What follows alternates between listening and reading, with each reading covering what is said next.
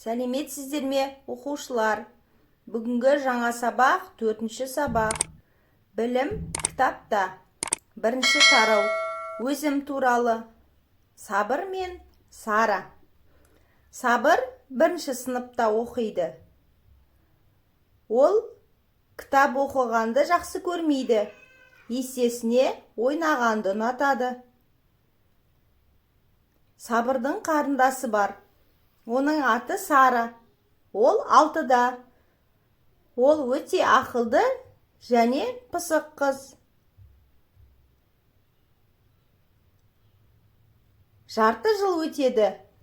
Бірақ Сабыр әлі де әріптеп, өте жаймен оқиды.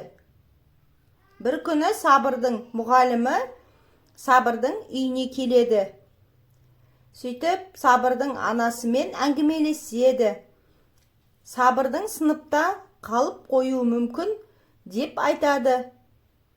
Ал анасы болса, Сабырды оқытамын деп уәде береді. Сол кезде Сабырдың қарындасы Сара айтады. Сабыр 1-ші сыныпта қалса, онда бірге оқитын болдық, дейді. Сөйтеді де, ағасының сөмкесінен әліппені алады. Оны дауыстап оқи бастайды. Мұғалім Сараға риза болады.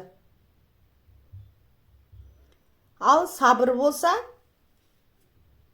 беті дуылдап, құлағына дейін қызарып кетеді. Сабыр қатты ұялады. Сол күннен бастап Сабыр мүлде өзгереді. Кітапты қолынан тастамайды, дауыстап оқиды. Мұнысына анасы да риза болады. Кейде ойынға қызығып бара жатса, қарындасы Сараның сөзі есіне түседі. Сөйтіп, Сабыр қарындасының арқасында 1-ші сыныпты жақсы бітіреді. Көрдіңіздер ме, оқушылар? Білім кітапта. Сабақ түсінікті болды ма? Олай болса, Суретті әдебиет каналына тіркелеміз.